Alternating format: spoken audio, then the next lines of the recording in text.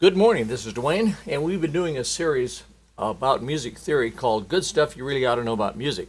And one thing you ought to know about music, when it comes to piano playing at least, is that there are things called turnarounds. Turnarounds are chord progressions, usually made out of 3 or 4 chords, that fill up the empty spaces between phrases. Let me give you an example. Say you're playing America the Beautiful.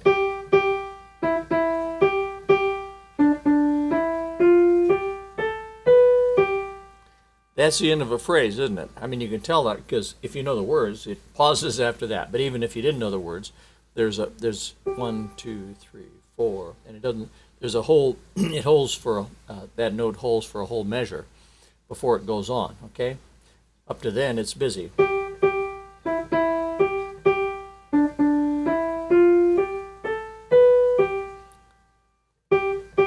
So the melody ends on the 5th degree of the scale. We're playing it in the key of C. 2,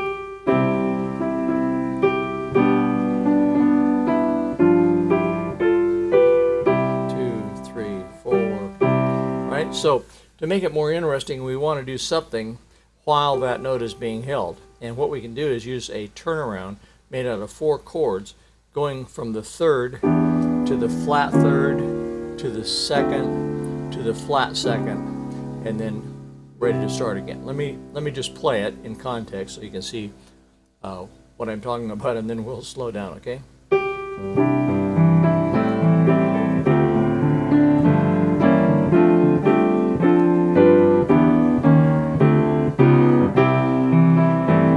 Okay, that was the turnaround. Okay, and notice it's when the 5th of the chord is on top. There's different turnarounds. If the 3rd was on top, we'd have to do something like this. If the root was on top, we'd have to do something like this. There's lots of different turnarounds you can use, but this is one that's quite effective when the 5th is on top. And you'll find many situations in songs, many situations where the 5th is on top, the top note of the melody. So you need a turnaround like that. Okay, so let me play it very slowly. Now we start on the 3rd. See this? 1, 2, 3.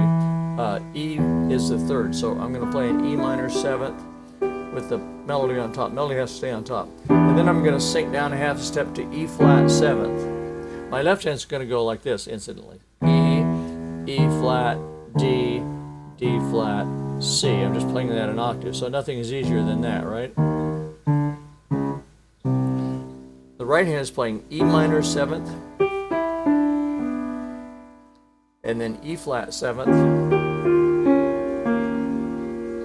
You can play an E flat if you want to too, but I'm playing E flat on the left hand, so I don't have to. And then D minor 7th. Now I know that G is not in the D minor 7th chord, but G is in the melody, so I'm going to include it there. So, and then finally D flat 7th. Now I'm voicing it like this: G on top, E flat, and C flat. It looks like B, but it's called C flat, okay, because it's the D flat 7th chord. Now that's a little empty. It's a little open voicing. I could do this. In other words, roll the 10. My hand's small, so I can't play all the notes I'd want to, but I could do this: D flat, A flat, F, A flat.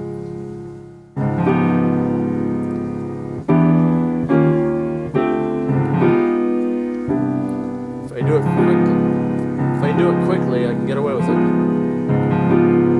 But if you don't want to do that, just play the octave D flat with those 3 notes, and that'll work. Because you're only holding 1 beat, so, and then you're back home to the chord. All right, here we go.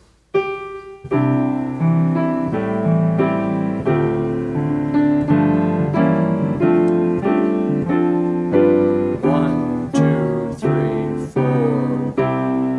Okay, once more. 1, 2, 3, 4. And that's the 4 chord turnaround that you can use when the melody is on the 5th note of the scale.